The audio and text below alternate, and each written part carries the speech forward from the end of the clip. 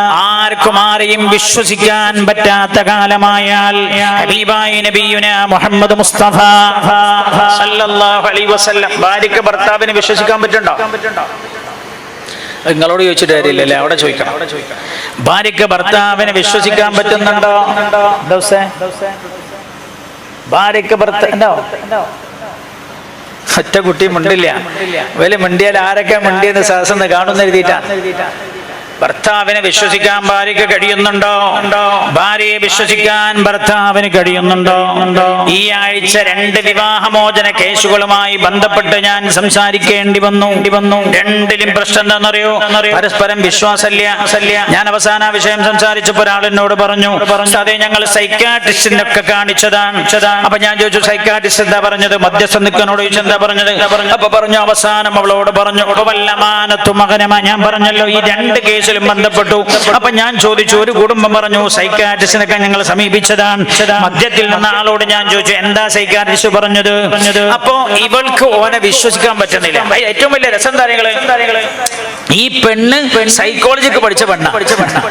അതാ വലിയ രസം. ഈ പെണ്ണ് സൈക്കോളജിക്ക് പഠിച്ച പെണ്ണാണ്. ഈ പെണ്ണിന് ഭർത്താവിന് ഭയങ്കര സംശയം. എന്നിട്ട് ഈ പെണ്ണ് വേറെ സൈക്കോളജിസ്റ്റിനെ സൈക്കാട്രിസ്റ്റൊക്കെ കാണിച്ചതാണ്. അപ്പൊ അവസാനം ഡോക്ടർ പറഞ്ഞത്ര ഈ പെണ്ണിനോട്, നീ ഭർത്താവിന്റെ എല്ലാം പരിശോധിച്ചോ, ഫോണ് പരിശോധിക്കണ്ട. ഫോണ് പരിശോധിക്കുമ്പോ പ്രശ്നം ഏത് നമ്പർ കണ്ടാലും ഒക്കെ സംശയം വേറെ ആരാ വിളിച്ചതാണോ, എന്നിട്ട് ആ നമ്പർ എടുത്ത് തിരിച്ചു വിളിച്ചു നോക്കുക, ആരാ ആണാണോ പെണ്ണാണോ വിളിച്ചത്. ഞാൻ ഒരിക്കലും പള്ളിയിലേക്ക് നിസ്കരിക്കാൻ കയറാം. ഇന്നും ഞാൻ കണ്ട പോലെ തോന്നാണ്. ഞാൻ പള്ളിയിൽ നിന്ന് നിസ്കരിച്ചിറങ്ങാം. ഞാൻ വണ്ടിയിലേക്ക് കയറാൻ നോക്കുമ്പോൾ എന്റെ തൊട്ടടുത്തൊരു വണ്ടി നിർത്തിയിട്ട് ആ വണ്ടിയിൽ നിന്ന് ഒരു ചെറുപ്പക്കാരൻ ഇറങ്ങി, ഭാര്യയും കുട്ടിയും വണ്ടിയിലുണ്ട്. അയാൾ നിസ്കരിക്കാൻ പള്ളിക്ക് കയറിയതാണ്. അയാള് ഫോണ് വണ്ടിയിലവിടെ വെച്ചുപോയി. ഇയാൾ പള്ളിക്കട കയറിയത് കണ്ടപ്പോ ഈ പെണ്ണെന്ത് ചെയ്തു? സ്വന്തം ഭാര്യ ഫോൺ എടുത്തിട്ട് പിന്നെ ഓളെ പണി എന്താ, ആരൊക്കെ ഇയാളെ വിളിച്ചെന്ന് ചെക്ക് ചെയ്യായിരിക്കും. വേറെ എന്തോ നോക്കിയതൊന്നും അറിയില്ല. ഭാര്യ കുളിക്കാൻ കയറുമ്പോ എന്നോട് ചില ചെറുപ്പക്കാരെ പറഞ്ഞിട്ടുണ്ട്, സാധേ ഞാൻ കുളിക്കാൻ കയറിയ അവളെ പണി എന്റെ ഫോണ് ചെക്ക് ചെയ്യണ പണിയാണ്. അവൾ ബാത്റൂമിൽ കയറിയാൽ ഇവന്റെ പണി അവളുടെ ഫോണ് ചെക്ക് ചെയ്യുന്ന പണിയാണ്. എന്തേ വിശ്വസിക്കാൻ പറ്റുന്നില്ല ഭാര്യക്ക് ഭർത്താവിനെ ഭാര്യയെ വിശ്വാസമില്ല. വൽ അമാനത്തു മഗ്നമാ. വിശ്വസ്തത നഷ്ടപ്പെടുന്ന കാലമായാൽ വാപ്പക്ക് മക്കളെ, മക്കൾക്ക് വാപ്പയെ, ഉമ്മക്ക് മകളെ, മകന് ഉമ്മയെ, അതേപോലെ വാപ്പക്ക് മകളെ, മകൾക്ക് വാപ്പയെ വിശ്വസിക്കാൻ കഴിയുന്നില്ല. രാവിലെ സ്കൂളിലേക്ക് കോളേജിലേക്ക് പറഞ്ഞേക്കുന്ന പൊന്നമോൾ വൈകുന്നേരം തിരിച്ചു വരും എന്ന് ഉറപ്പുള്ള എത്ര രക്ഷിതാക്കൾ ഈ കൂട്ടത്തിലുണ്ട് എന്ന് ഞാൻ ചോദിച്ചാൽ എത്ര പേർക്ക് മറുപടി പറയാൻ കഴിയുമെന്ന് എനിക്കറിയില്ല.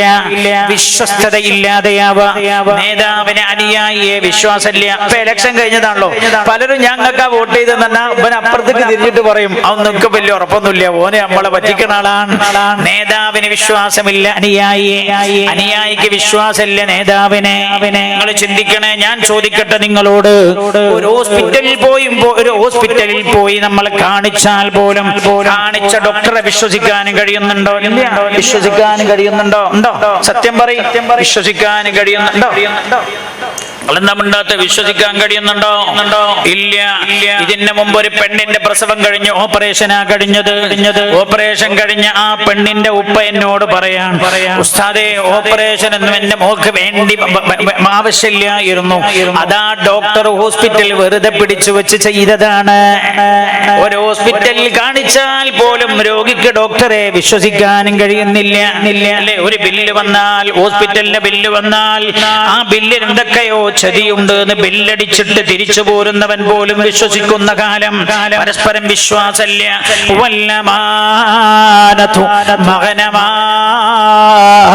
വിശ്വാസം കളഞ്ഞു കുളിക്കുന്ന കാലമായാൽ ഹബീബായ നബിയുന മുഹമ്മദ് മുസ്തഫ സല്ലല്ലാഹു അലൈഹി വസല്ലം സുഹൃത്തിനെ വിശ്വസിക്കാൻ പറ്റുന്നുണ്ടോ? ഇല്ല. എന്നോടൊരു ചെറുപ്പക്കാരൻ പറഞ്ഞു, ഞാൻ പുതിയാപ്പിള പോകുമ്പോൾ ഉസ്താദേ ബേജാറായിട്ടാ പോയത്. എന്റെ കൂടെ 19 സുഹൃത്തുക്കൾ എന്റെ കൂടെ പോയി തിരിച്ചു വരുന്നവരെ എനിക്ക് സ്വസ്ഥതയില്ല. എന്താ, ഞാൻ പോയിട്ട് തിരിച്ചു വരുന്നതിന്റെ ഇടക്കായി എന്റെ സ്വന്തം സുഹൃത്തുക്കൾ എന്നെ എങ്ങനെയൊക്കെ വഷളാക്കി വഷളാക്കാന്ന് പേടി. എനിക്ക് എങ്ങനെ വഷളാക്കൂ, എന്നെ എങ്ങനെയൊക്കെ സമൂഹത്തിൽ വികൃതമാക്കുമെന്ന പേടിയായിരുന്നു എനിക്ക്.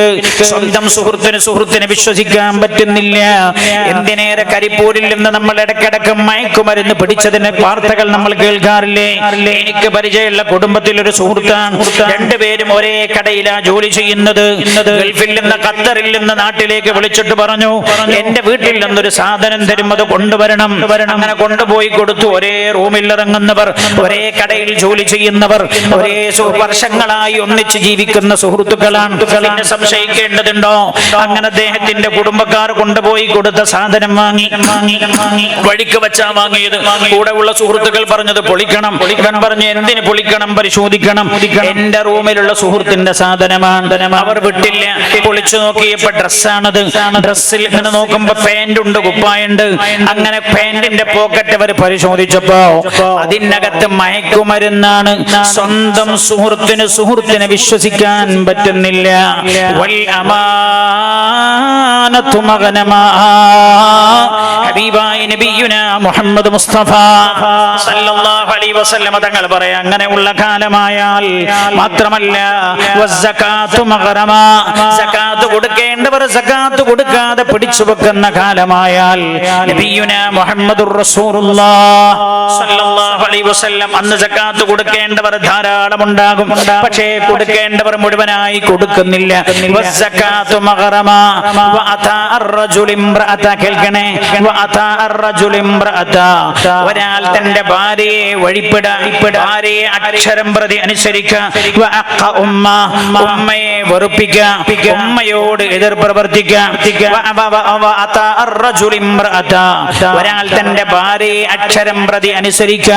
വഅഖ ഉമ്മ, ഉമ്മയോട് എതിർ പ്രവർത്തിക്കുക. വബറ സ്വദീഖ, കൂട്ടുകാർക്ക് ഗുണം ചെയ്തു കൊടുക്കുക. വജഫാ അബാ, സ്വന്തം പിതാവിനോട് പിണങ്ങിക്കഴിയ. ഇങ്ങനെയൊക്കെ ഉള്ള കാലമായാൽ എന്ന് നബിയുനാ മുഹമ്മദ് മുസ്തഫ സല്ലല്ലാഹു അലൈഹി വസല്ലം അല്ലേ. ഇപ്പൊ വീട്ടില് ഒരു വീട് നിർമ്മിക്കുക, വീടിനുള്ള സാധനങ്ങളുടെ സെലക്ഷൻ നടത്തുന്നത് ആരാ? ഭാര്യ. വിവാഹം നടക്കാണ്, വീട്ടിലേക്ക് സെലക്ഷൻ ആരാ? നിങ്ങൾ ഉണ്ടില്ല, പറയാതെ കാണൂല. നടുവില് നല്ലൊരു കർട്ടൻ കിട്ടിയിട്ടുണ്ട്. ധൈര്യത്തിൽ പറയും നിങ്ങൾ അല്ലേ. വീട്ടിലൊരു വിവാഹം നടക്കാൻ സെലക്ഷൻ ആരാ? ഭാര്യ. ഒരു വീടിന്റെ പണി നടക്കാൻ സെലക്ഷൻ ആരാണ്? ഭാര്യ അല്ലേ. കിച്ചന്റെ ഡിസൈൻ എങ്ങനെയാവണം, സിറ്റ് ഔട്ടിൽ എന്തിടണം, അടിയിൽ എന്താണ് പതിക്കേണ്ടത്, ഫ്ലോറിംഗ് എന്താവണം, വീടിന്റെ രീതി ഒക്കെ.